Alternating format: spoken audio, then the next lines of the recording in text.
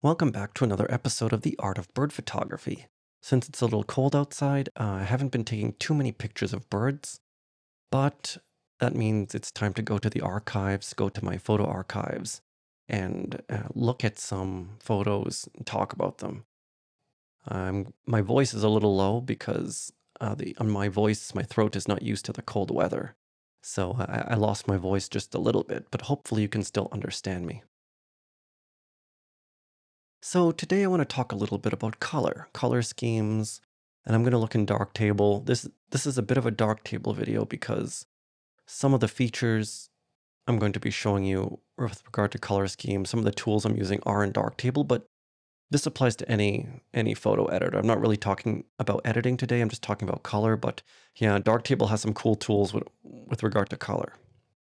So let's go into the first photo and we'll talk a little bit about color.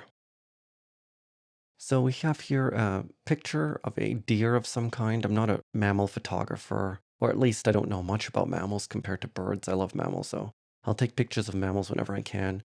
But you can see that this is a very simple color scheme. It just has basically two colors, and they're complementary. So they're opposite sides of the color wheel. And I want to show, like, if you're using the histogram, or if you're using the waveform, you won't necessarily see that. Of course, you'll be able to see it with your eye. You don't need these tools to see which kinds of colors you're using. You should be able to see them with your eye without any tools, but just for illustration, if you click on this vector scope, you will be able to see some colors here, and you can see on the color wheel which colors are represented in your photo. Here we have mostly this orange color, just a little bit clockwise of the orange node, and on the pretty much the opposite is blue, and you can actually see it. Darktable gives you some color schemes here to illustrate, and you can sort of rotate them like this by using your mouse scroll wheel. So basically, we're almost complementary. Not quite complementary, but almost complementary. So it gives you a kind of complementary color scheme. Actually, if you want to modify the hue of your blues, you can do that, and then you can move it more into the complementary zone. But now it's looking kind of cyan, and I didn't really like that. I think it got an unusual cyan color, maybe due to some other processing. So that's why the colors aren't exactly complementary. I guess I shifted them a little bit. But basically, a complementary color scheme is one in which you have two opposite colors on the color wheel, so it really gives you a lot of contrast between one color and the other color. Let's look at the next photo. Now this is an interesting one because it's kind of a red. You have some red here, a little bit of red, green, and some blue on the bird. The bird. This is the masked water tyrant. The feathers do look white, but they do have a bit of a blue hue to it. So I would kind of consider this more of a red, green, blue color scheme. You can see some of the blue end up here. One thing I want to point out is that this color wheel here isn't reliable if your colors are muted. If your colors are muted in your shot, then this color wheel will not necessarily tell you the sort of artistic perception of the colors in the photo because the colors are so dark. And I want to make sure also to tell you that make sure your curve in the top right-hand corner looks like this, not like this. The linear view, it's really hard to see anything with the linear view, so make sure it's in logarithmic view.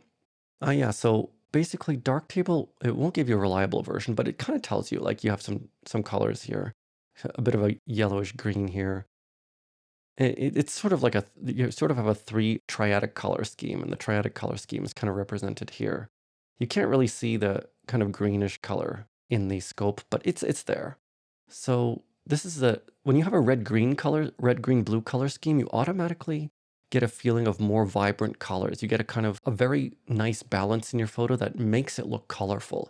See, if you go back to the other photo, although it has color in it, it doesn't look too colorful. It's more like almost one step away from monochromatic. So I really like this kind of just a two-tone complementary color scheme. But if you want something to look a little more colorful, adding a third color in a sort of triadic scheme kind of makes it look a little bit interesting.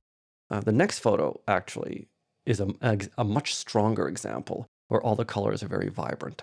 This is a domestic goose, and I took this picture. This is one of the few wildlife photos that I actually took with a 50 millimeter lens.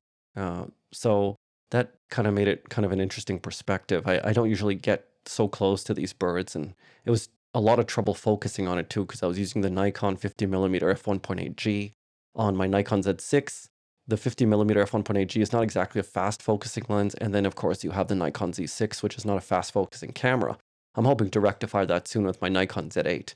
But anyway, yeah, this picture was taken with a 50mm lens, and so you can see it's a very different perspective. But that's not what I was trying to talk about. I'm trying to talk about color here. So you can see that there are three obvious colors in the photo, and it's red on the bill, green in the background, and blue on the bird. The bird's feathers, especially in the shadow, but also bird's feathers in general, these black feathers often have a bluish hue. And you can see that the wheel now, because the colors are so saturated, demonstrate that very, very well. You have red, green, and blue. I thought that was very interesting. And see, you have a general sense of a lot of color. And another thing I just want to mention is that if you're using something like a channel mixer, like the RGB primaries module or a channel mixer, you can see that the wheel helps you kind of adjust the colors a lot.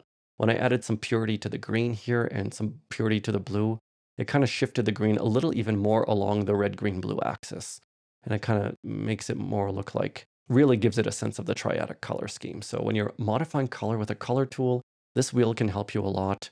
Not to tell you what to do, but to indicate what you're doing in a quantitative fashion so that you can kind of go in the right direction artistically. And yeah, so the last photo I want to show you again, now we have a bat falcon taken in São Paulo, state of São Paulo, Brazil. This is again a sort of a complementary color scheme, but it illustrates one fact. See, color schemes are rarely very mathematical in nature. Here we just have a slight amount of red. Outside the orange and blue, we have a little bit more red, and you can see that there's a little bit of reddishness in the photo, especially maybe around here. Maybe that other scope can tell me where there's a little bit, actually there's a little bit of peaking red. Maybe it's around here. So color schemes that deviate slightly from a fixed color scheme can often add some interest to your photo. So you have a classic, maybe the bluish orange complementary color scheme, but then you have a little bit of yellow here, and those accent colors can often add a little bit more. So when you're thinking about color in the field, I really suggest paying attention to the basic color scheme of the whole scene, and then trying to fit in elements that add a little bit of deviation that give it some interest. So I hope you enjoyed that episode of The Art of Bird Photography. If there's one thing I would say from this episode, or the main overarching theme is, yeah, pay attention to color. When you're displaying multiple photos together, pay attention to the harmony of the color schemes within those photos, and just sort of be aware of the color in your photos so that you can kind of use it more effectively to illustrate the kind of idea. Maybe a complementary color scheme is a little bit more peaceful, and a triadic red, green, blue type color scheme, or some shifted version thereof, is kind of a more vibrant and more active color scheme. So color schemes can also be used as another dimension to sort of illustrate a feeling in your photo. So that's about it for The Art of Bird Photography this time. I hope you enjoyed this episode, and I'll see you again next time.